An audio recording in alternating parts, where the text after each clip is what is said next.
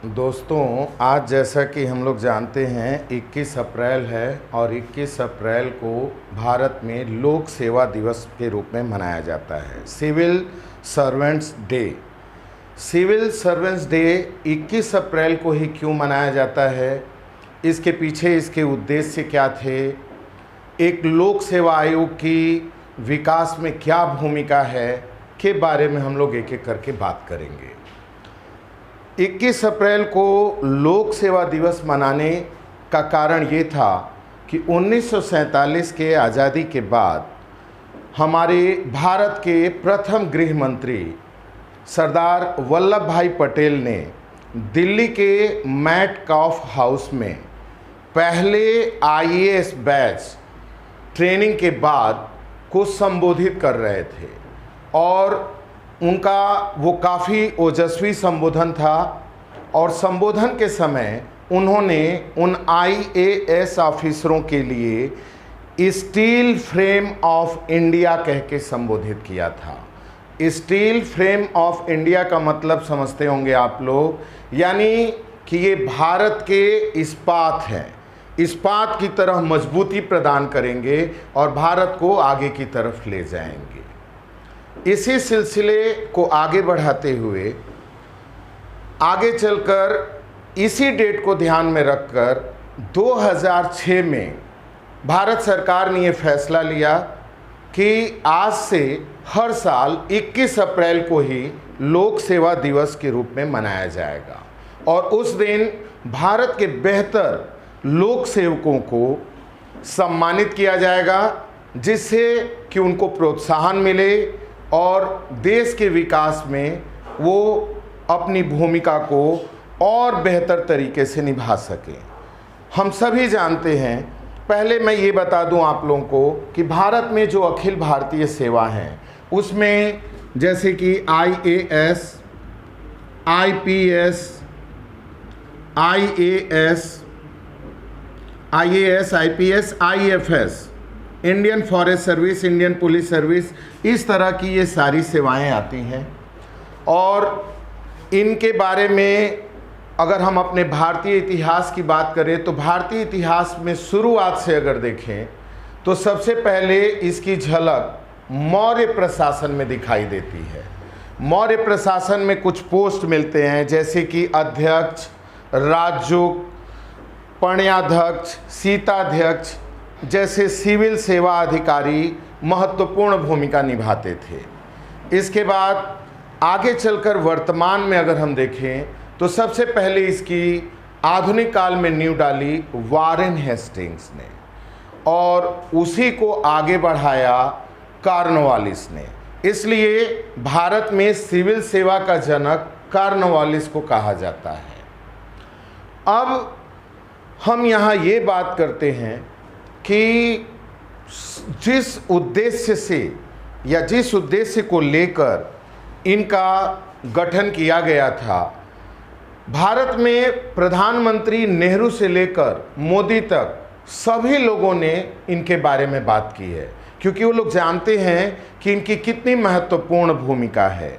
और आज के वर्तमान के युग में आप लोग भी जानते हैं, हर माता पिता, हर बच्चा चाहता है कि मेरा बच्चा आईएएस ऑफिसर बने या अखिल भारतीय सेवा में जाए, इन प्रशासनिक पदों पे जाए। और इन प्रशासनिक पदों की शोभा को और बढ़ाया है, जिसमें से बहुत लोगों ने अपनी अहम भूमिका निभाई है, जिसमें कुछ का नाम आप लोग भी जानते हैं, किरण बेदी हैं, अरविंद केजरीवाल जो अभी दिल्ली के वर्तमान मुख्यमंत्री हैं, अजीत डोभाल हैं। सभी लोगों ने, ऐसे व्यक्तित्व ने इसे और प्रेरित किया है इसमें जाने के लिए।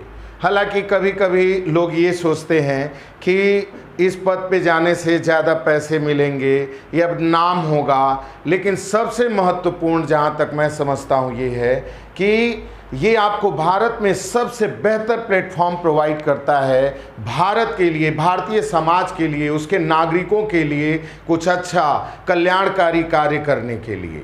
अब समय जैसे जैसे बदलता गया, उनके अधिकारों में भी बदलाव होते गए। अब हम अपेक्षा करते हैं एक आईएएस ऑफिसर से या इन प्रशासनिक ऑफिसरों से कि वे सार्वजनिक कल्याणकारी कार्य में कितनी भूमिका निभा रहे हैं और बीच बीच में आप लोगों ने देखा होगा इस ज़िले का कलेक्टर या इस ज़िले के कलेक्टर ने ये काम किया, उससे इंस्पायर होते हैं। जैसे एक ज़िले के कलेक्टर ने अपने सरकारी स्कूल में बच्चे का एडमिशन कराया। इंदौर के बीच में कितना नाम हुआ था कि उन्होंने इंदौर की दशा और दिशा को बदल दी। तो अगर एक IAS ऑफिसर चाह दे तो पूरे भारत की दशा और दिशा को बदल सकता है। क्यों? क्योंकि एक से एक चयन होती है, प्रेरित होते जाते हैं। और इसी उद्देश्य को लेकर लोक सेवा दिवस ये जो मनाया जाता है 21 अप्रैल को, ताकि वहाँ सारे भारत के IAS ऑफिसर या प्रशासनिक अधिकारी बैठेंगे, एक दूसरे की योजनाओं को जानेंगे, एक दूसरों के कार्यों से अवगत होंगे और यही आने वाले युवाओं को प्रेरित भी करेंगे।